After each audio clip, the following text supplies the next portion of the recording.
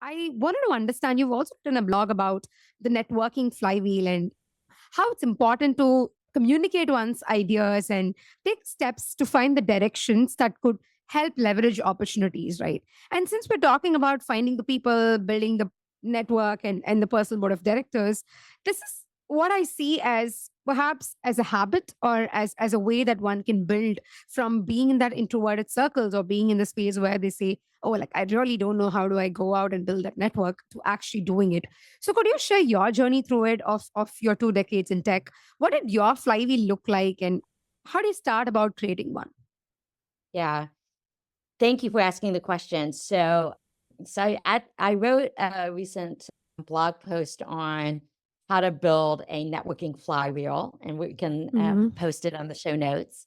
But Yes. I actually share the story of like how I'm actually an introvert. People laugh when I say that, but it's true. I love to do nothing more on a Friday night than to turn on the TV and fold my laundry. Like the idea of going out at all, like just horrifies me.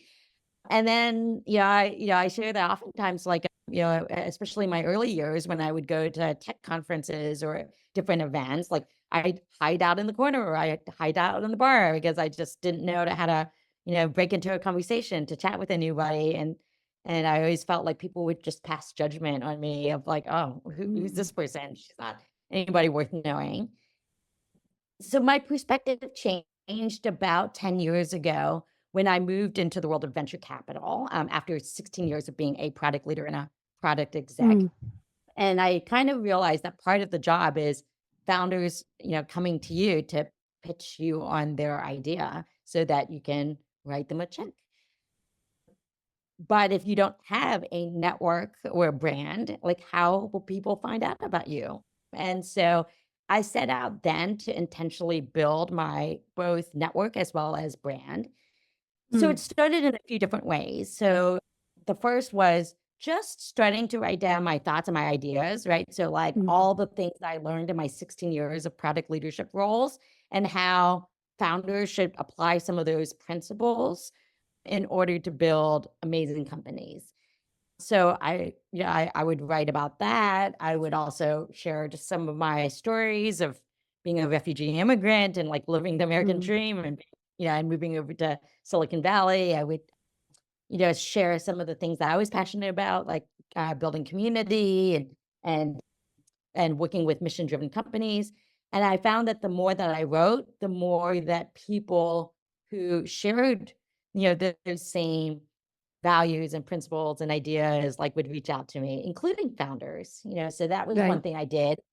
Second, I started getting asked to speak a lot at different tech events and conferences, and so that allowed me to not just build a brand and get my ideas out there, but Mm. then people would start coming up to me at Mm. conferences, chatting with me, and I'm like, "Oh, now instead of me having to break into a conversation, people are, like, approaching me," and Mm. and and that felt nice. And then another thing that I did was I started intentionally building communities, and so I helped to build the Women in Product community. So now a community of 30,000 female PMs around the Yeah. globe with 30 leaders. I've been on the board for the last 8 years or so, and it's I'm a such an member amazing from the India organization. chapter. So happy Yeah, on the India chapter. Yes. thank you for all you do to build the India chapter, Ashaya. I also formed the Product Leaders Summit with my friends Gib Biddle and Dan Olson, and it's a VP product community where we gather VPs of product annually for a day and a half Mm. of networking and learning. I also started my VC firms like annual founder summits where we would bring portfolio founders and then founders even outside of Mm. our portfolio together for a day and a half of networking and learning. And so I became a community builder, and I think that, like, when you're a community builder, it helps connect you with people who are like-minded, who share, some of the same things that you're passionate about, and you end up becoming, like, sort of part of the center where people start Yeah. reaching out to you.